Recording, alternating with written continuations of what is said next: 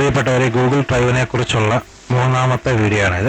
അത് കണ്ടിന്യൂസ് ആയിട്ട് നമ്മൾ ഓരോ ഭാഗങ്ങൾ കവർ ചെയ്ത് പോവാണ്. അപ്പം ഗൂഗിൾ ഡ്രൈവ് ഓപ്പൺ ചെയ്യുക. ഒരു വീഡിയോ അല്ലെങ്കിൽ ഒരു ഡോക്യുമെന്റ് എങ്ങനെയാണ് ഗൂഗിൾ ഡ്രൈവിൽ അപ്ലോഡ് ചെയ്യുക, അഥവാ കാര്യങ്ങൾ നമ്മൾ നേരത്തെ വീഡിയോകളിൽ പറഞ്ഞു.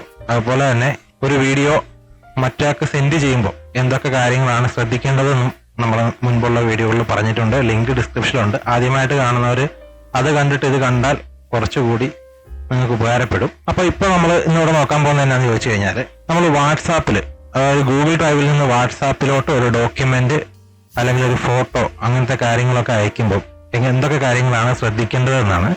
അപ്പൊ ഇതുപോലെ നമ്മൾ അപ്ലോഡ് ചെയ്ത് വെച്ചേക്കുന്ന ഒരു ഫയല് ഇതാണ് നമുക്ക് അയക്കേണ്ടതെന്ന് വിചാരിക്കുക. അവിടെ 3 ഡോട്ട് ഉണ്ട്, പ്രസ് ചെയ്യുക. ഇതുപോലത്തെ ഓപ്ഷൻ വരും. ഈ വാട്സാപ്പിലോട്ട് അയക്കുമ്പോൾ ഇവിടെ മാനേജ് ആക്സസ് എന്നൊരു ഓപ്ഷൻ നിങ്ങൾക്ക് കാണാൻ സാധിക്കും.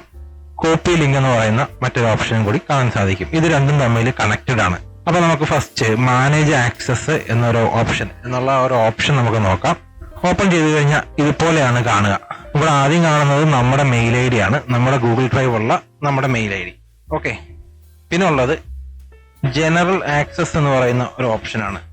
ഈ ജനറൽ ആക്സസിൽ anyone with the link എന്നാണെങ്കിൽ നിങ്ങൾക്കത് വാട്സാപ്പിൽ നിങ്ങൾ ലിങ്ക് മാത്രം അയച്ചു കൊടുത്താൽ എല്ലാവർക്കും കിട്ടും. സാധാരണ ഇങ്ങനെ ആവില്ല കിടക്കുക. ഞാൻ കാണിച്ചു തരാം. ഇവിടെ റെസ്ട്രിക്റ്റഡ് എന്നായിരിക്കും പലരുടെയും ഫോണിൽ, ഇതുപോലെ ആയിരിക്കും കിടക്കുക. അപ്പൊ ഇത് മാറ്റിയിട്ട് വേണം നമ്മൾ വാട്സാപ്പിൽ ഈ ലിങ്ക് അയച്ചു കൊടുക്കാൻ. അപ്പൊ നമ്മൾ ജസ്റ്റ് ഇതിലോട്ട് വരാം. നമ്മളിപ്പോ ഇവിടെ മാനേജ് ആക്സസ് എടുത്തു. അവിടെ ഇപ്പോ റെസ്ട്രിക്റ്റഡ് ആണെന്നുള്ളത്. അപ്പൊ അത് നമ്മൾ സെലക്ട് ചെയ്ത് കഴിഞ്ഞാൽ ഇതുപോലത്തെ ഒരു സീനാണ് വരിക. ഇവിടെ റെസ്ട്രിക്റ്റഡ് എന്നുള്ളത് ഇത് സെലക്ട് ചെയ്ത് കൊടുക്കണം.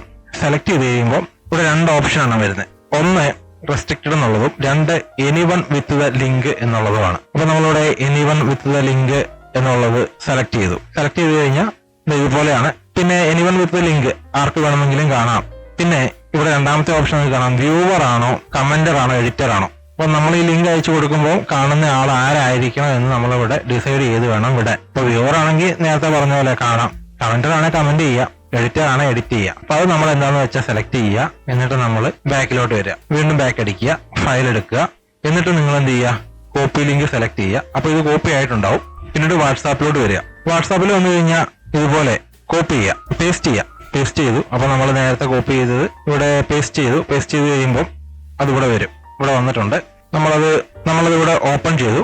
ഓപ്പൺ ചെയ്യുമ്പോൾ നമുക്ക് കാണാം, സെലക്ട് ചെയ്യുമ്പോൾ ഡ്രൈവ് എന്നുള്ള ഓപ്ഷൻ വരും. നമ്മളങ്ങനെ ഈ മെയിൽ ഐ ഡി സെലക്ട് ചെയ്യുക. ഏത് മെയിൽ ഐ ഡി ആണ് സെലക്ട് ചെയ്യുക, ഓക്കെ കൊടുക്കുക. ഓക്കെ കൊടുക്കുമ്പോൾ ഇത് കറക്റ്റ് ആയിട്ട് നമുക്ക് കാണാം. നമ്മൾ അതിനെ റെസ്ട്രിക്റ്റഡ് മാറ്റിയിട്ടില്ല എങ്കിൽ ഇത് ഓപ്പൺ ചെയ്യാൻ നമ്മൾ ശ്രമിക്കുമ്പോൾ വാട്സാപ്പിൽ നമുക്ക് വന്ന ലിങ്ക്, ഈ ലിങ്ക് ഉണ്ടല്ലോ, ഇത് ഓപ്പൺ ചെയ്യാൻ ശ്രമിക്കുമ്പോൾ ഇവിടെ പെർമിഷൻ ചോദിക്കും.